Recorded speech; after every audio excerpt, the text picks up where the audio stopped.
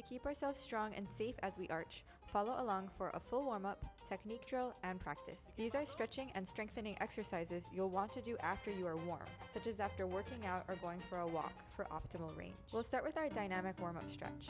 First, we will get the blood flowing and the back warm. Take a nice stretch down, feeling it in each vertebra. Let your chin be the last thing to unfold at the top, and then slowly lower yourself back down. Don't worry if you can't reach the floor with your hands, just hold wherever is comfortable for you. Taking nice, even breaths here. As you inhale, breathe and expand into the back, and exhale as you lower down. Stay even on both feet, and let the arms hang heavy as you drop down to the floor. Now we're going to switch, going down with a flat back, lengthen through the spine, reach the crown of the head forward as we bring ourselves down, and then round the back, curling back up. And then reversing that, we're gonna roll down first and lengthen through the back to come up.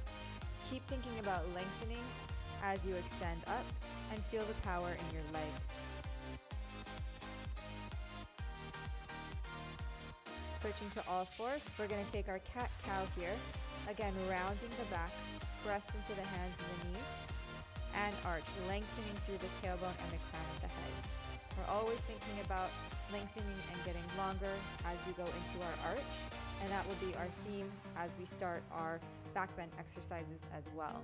This helps to protect the back, keeping it safe so we're not crunching into our low back.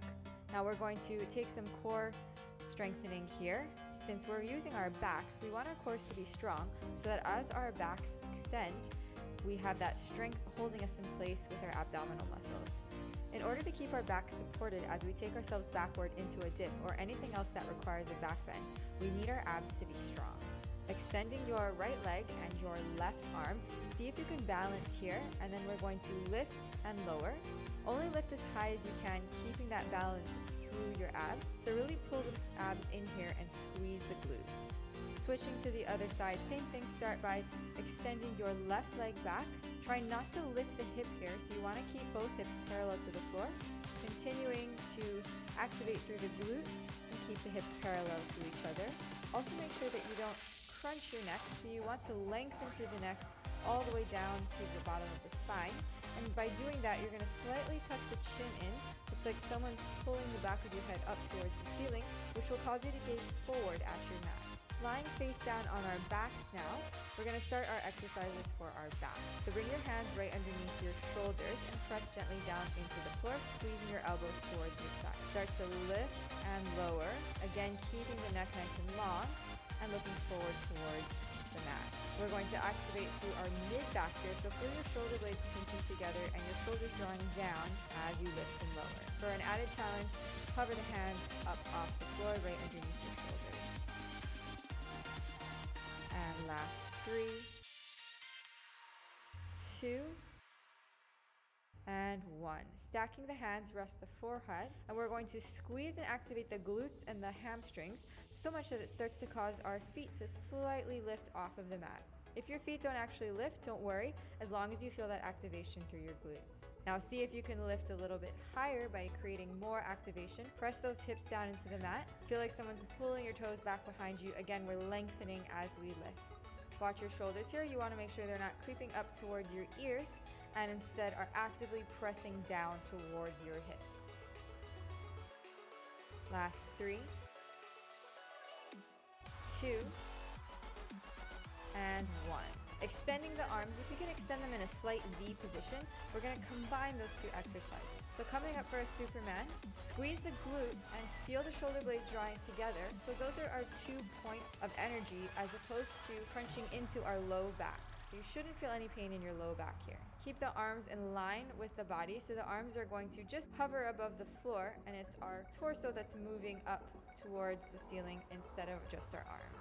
And then just for a quick stretch, let's press back into a child's pose, dropping the hips down towards the heels and lengthening the chest to the floor.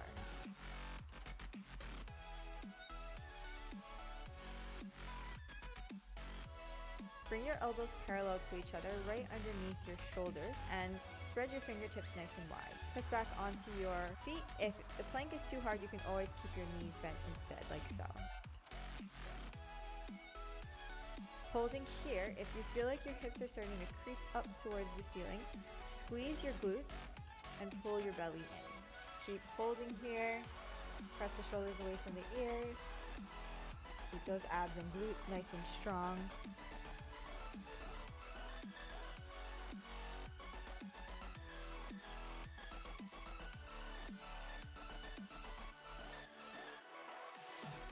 Five, 4, 3, 2, and 1. Nice job. All right, so now going back into our plank, bring your ankles right next to each other and we're gonna circle our feet one direction 5 times. If you feel yourself sliding back, you can always walk your feet a little bit closer towards your hands so you have that stability. And then switch directions.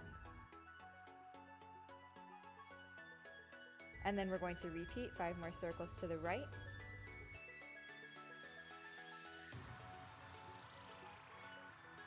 And 5 more circles to the left.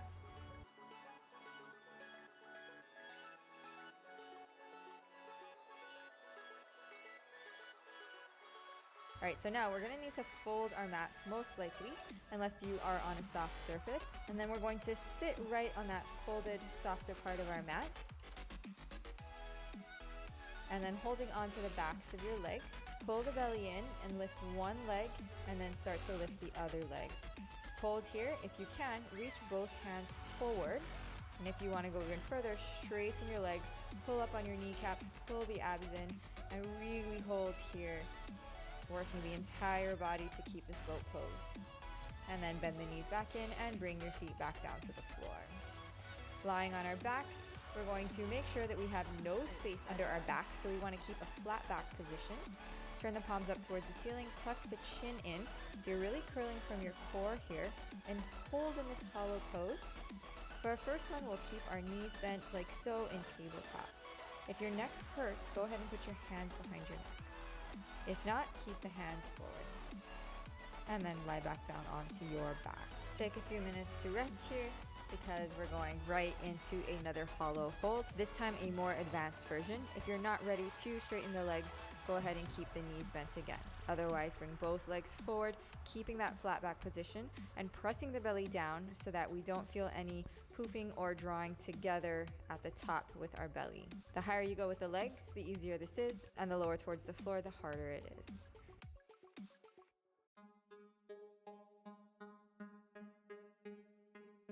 Good, and then bend the knees right back in towards the chest. Coming back to all fours, we're going to reach forward, and this time we're only going to extend our leg up instead of taking the opposite arm as well. This way we can focus just on the glutes. We really want to squeeze and activate the glutes here. So as you lift the heel, squeeze the glute so that the hip doesn't move forward, and all that activation comes from the glute. And then switch to the other side. Same thing, watch those hips staying parallel. The more stable the hips are, the more you'll feel this in the glute, and the better it is for that glute activation. Try to keep the toes pointed too if you can. This helps to keep the glutes firing even more.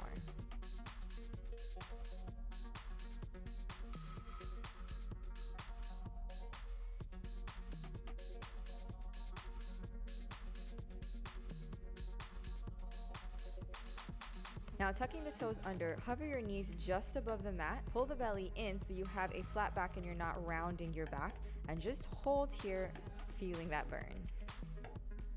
Keep holding. Nice. All right, let's get into our back flexibility exercises. For starters, we're going to take our camel pose, as it's called in yoga. Bring your hands to the small of your back and start to squeeze the glutes, pulling the abs in just like we've done for all those warm-up exercises. Extend back and gently look up towards the ceiling. Careful not to throw your neck back here. Too many of these can often make us nauseous. If you ever do feel nauseous, just take a quick break. And then we're gonna switch to bringing our hands to the backs of our thighs. Same exercise of squeezing the glutes and pulling the belly in as we lift and extend our chest. Okay, if you're ready for the next version, we're gonna take blocks to the outsides of our ankles. You wanna stop at whichever version feels hard, but not so hard that you might not be able to come back up. So go at your pace, and don't worry if you're not at that hardest level yet. With practice, I promise you will see improvement and keep getting better and better at this.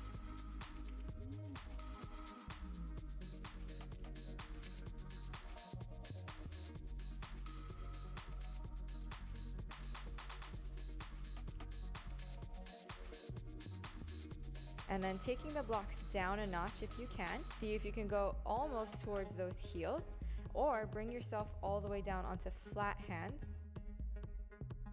Bring yourself to your fingertips first, and then if you can, switch to flat palms on the blocks. I like to push my hands down into the blocks as I pull my chest forward and pull the core in to help lift. Nice, and then removing the blocks completely. We're going to round the back just for a second. Give yourself a quick stretch. Now we're going all the way to our heels. Start by going to one heel and then the other if you need, extending back behind you. And then when you're ready, see if you can extend straight back, reach for those heels.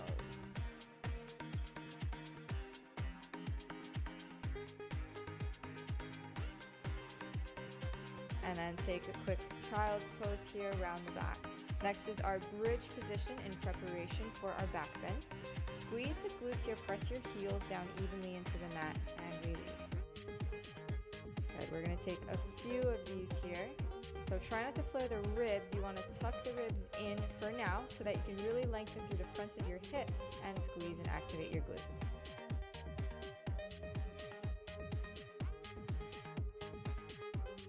All right, now take your hands behind your head for the preparation of our back bend. To start, we're gonna go just to our head and keep pressing into your palms as you go to your head so that all the pressure does not go into your head and neck. If you are not ready for this one yet, you can get somebody to spot you or keep working on that bridge pose. That one is really good for opening the hips. When you're ready, press all the way to a straight arm position into your back bends. If you can, our next variation will be to straighten the legs and then bring them in closer together if you can. From there, walk the feet in towards each other. Come up onto your heels and keep walking those feet towards each other. Hold for a few seconds here. Reaching towards your heels. Maybe walk yourself a little bit closer. We're still lengthening through the back as much as we can. And then bring your legs out so you can slowly roll yourself back down. Hug your knees into your chest. Rock from side to side, giving yourself a nice massage. All right, now we will go into our full cool down, starting in a child's pose with the knees wide. Reach the hands forward, draw the hips down towards the heels, draw the chest down towards the floor, relax the forehead down onto your mat. If you can't quite reach the floor, you can put a towel or something for your head to rest on. And take nice deep breaths into your back here, allowing it to round and fall gently down towards the floor.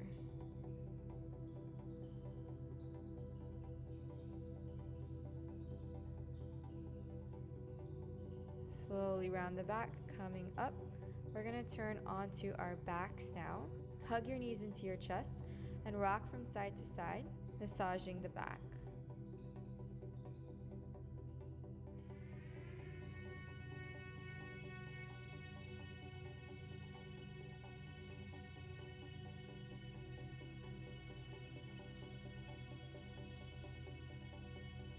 Bend the knee into the chest, cross and twist, dropping that right knee down to the floor as you reach your right shoulder down to the floor, and twist and look towards your right side. Bring the knees back into the chest and then twist, dropping that left knee down and twist and look towards your left side. Twists are really nice for the body and a good way to unwind after doing more intense exercises. And then circling the knees one direction.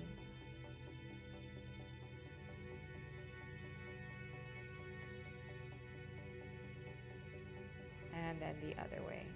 Try to keep the knees together as you take your circles.